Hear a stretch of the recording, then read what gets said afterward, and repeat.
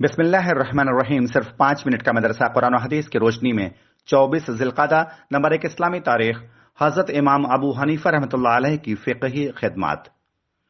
हजरत इमाम अबू हनीफा की जिंदगी का असल कारनामा फ़िक़ह की तरतीब व तदवीन है।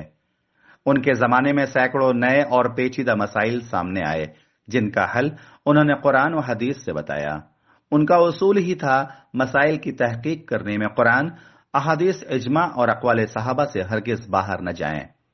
उन्होंने उलमाए किराम की एक कमेटी तैयार कर रखी थी जिसमें एक एक मसले पर कई कई पहलू से कुरान और हदीस और इज्मा और क़यास की रोशनी में गौर होता और उनका मुत्तफ़क़ा फैसला लिख लिया जाता। इसी तरह 30 साल की मुद्दत में यह अज़ीमुश्शान काम मुकम्मल हुआ।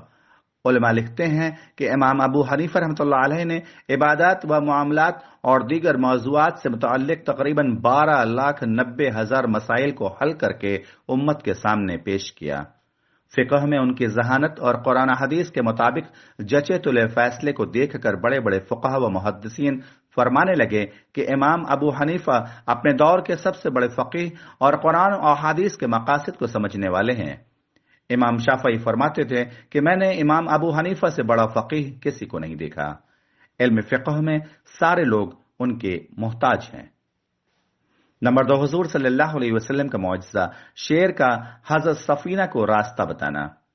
हज़रत सफ़ीना रज़ियल्लाहु अन्हा फरमाते हैं कि हम समंदर में सफ़र कर रहे थे।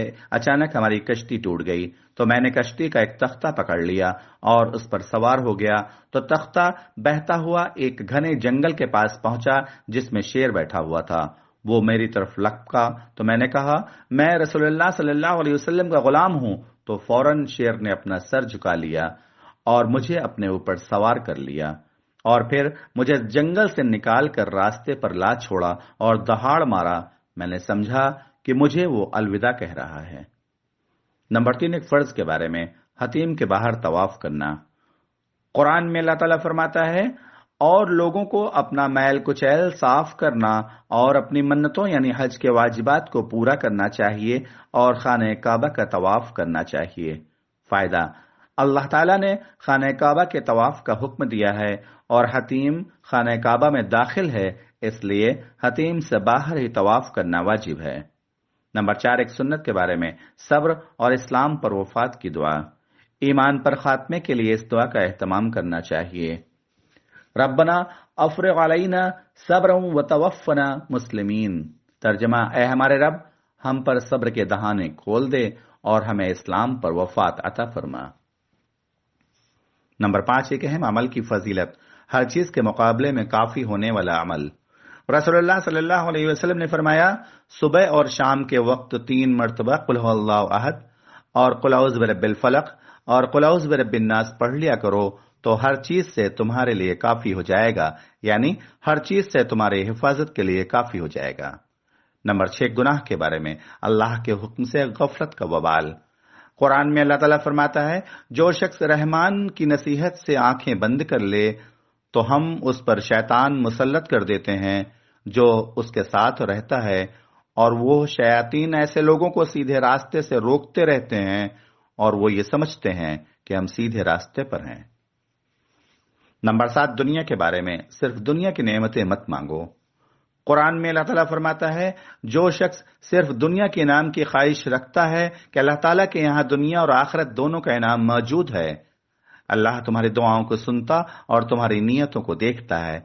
यानी जो शख्स अपने अमाल के बदले में सिर्फ दुनिया के इनाम की ख्वाहिश रखता है तो यह उसकी नादानी है कि उसे मालूम नहीं कि अल्लाह ताला के यहां दुनिया और आखिरत दोनों का इनाम मौजूद है। लिहाजा अल्लाह से दुनिया और आखिरत दोनों की नेमत मांगो।